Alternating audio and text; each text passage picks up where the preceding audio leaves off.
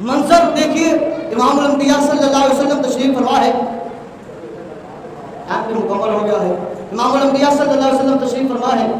حضرت حسین عرض کرتے ہیں یا رسول اللہ صلی اللہ علیہ وسلم میں آپ کے برابر آنا چاہتا ہوں، یا رسول اللہ پیار بھی دیکھیے، یا رسول اللہ میں آپ کے برابر آنا چاہتا ہوں۔ آقا کریم صلی اللہ علیہ وسلم نے یہ نہیں فرمایا کہ یہ تو ٹھیک نہیں ہے، امام الانبیاء صلی اللہ علیہ وسلم نے فرمایا آجا حسین میرے گلے لگ جا۔ آقا کریم صلی اللہ علیہ وسلم نے حسین کو گلے کے ساتھ لگایا اور بازوؤں کے ساتھ اسے جو ہے وہ پکڑا اور فرمایا اپنے ٹانگوں کو جو ہے میری پنڈلیوں پر رکھ۔ پھر جب پنڈلیوں پر حضرت امام حسین نے اپنے قدموں کو رکھا، امام الانبیاء صلی اللہ علیہ وسلم نے فرمایا اب اس سے اوپر حضرت امام حسین نے اپنے قدموں کو، اپنے ننھے ننھے پاؤں کو جو ہے امام الانبیاء صلی اللہ علیہ وسلم کے بدن مبارک پر، پیٹ مبارک پر رکھا۔ امام الانبیاء صلی اللہ علیہ وسلم نے فرمایا حسین بتا میرے برابر آ گیا ہے کہ نہیں آیا،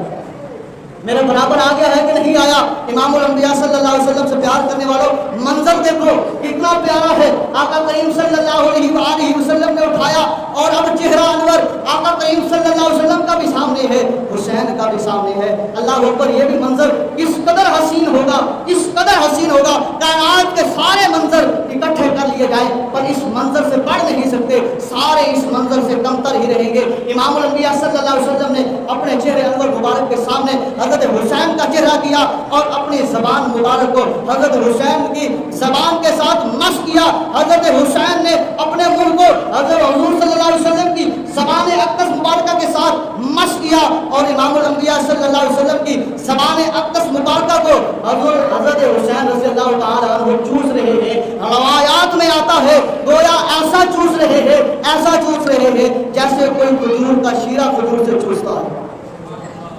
یا رسول اللہ اس قدر محبت؟ آپ نے فرمایا ہاں اس قدر محبت کربلا کی زمین پر، کربلا کی زمین پر جب وقت آئے گا تو میرا یہ شہزادہ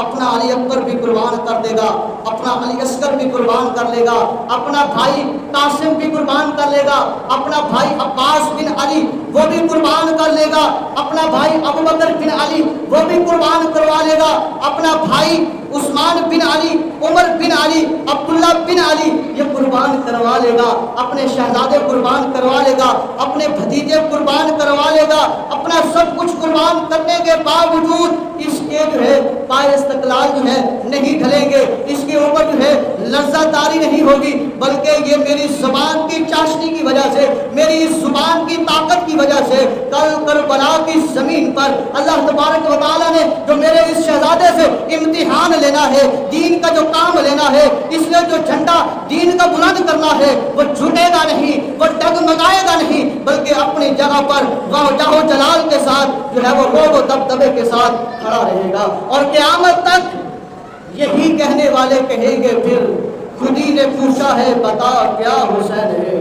خودی نے پوچھا ہے، ایمان والا یہی کہتا خودی نے پوچھا ہے خودی سے، خودی نے پوچھا ہے خودی سے بتا کیا حسین ہے، دھڑک دھڑک کے بول اٹھا صدا صدا حسین ہے، شان اہل بیت کو دیکھ سبھی کے سب بے مثال ہیں، حسین سا کوئی نہیں، حسین بس حسین ہے، حسین سا کوئی نہیں، حسین بس حسین ہے، عمر سے چل عمیر تک، بشر سے چل بشیر تک، بڑے بڑے یہ کہہ گئے ہیں بہت بڑا حسین ہے، عجب لڑی ہے جنگ بھی حسین نے یزید سے، عجب لڑی ہے جنگ بھی حسین نے یزید سے، ہو اس سے بڑھ کے جیت گیا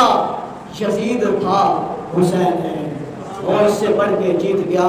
یزید تھا حسین ہے۔ تو قیامت تک حسین کا نام رہے گا، حسین کی وجہ سے آج دین کو بقا ملی ہے، حسین کی وجہ سے آج تیری اور میری بہنیں اور بیٹیاں ان کی عزتیں محفوظ ہیں، یہ وجہ حضرت حسین کی ہے۔ اگر حسین اس وقت یزید کے سامنے حق کا پرچار نہ کرتے، حسین اس وقت اگر یزید کے سامنے اپنے آپ کو سینڈل کر دیتے تو آج نہ تیری عزتیں محفوظ ہونی تھی نہ میری عزتیں محفوظ ہونی تھی۔ حسین نے کربلا کی زمین پر اپنے 72 تن کو ذبح کروا کے بتا دیا کہ حسین کی بقا کیا ہے، حسین کی بقا دراصل دین کی بقا ہے۔ اللہ کی بارگاہ میں دعا کرتے ہیں کریم اللہ ہمیں صحیح معنوں میں امام علی مقام حضرت حسین سے محبت کرنے والا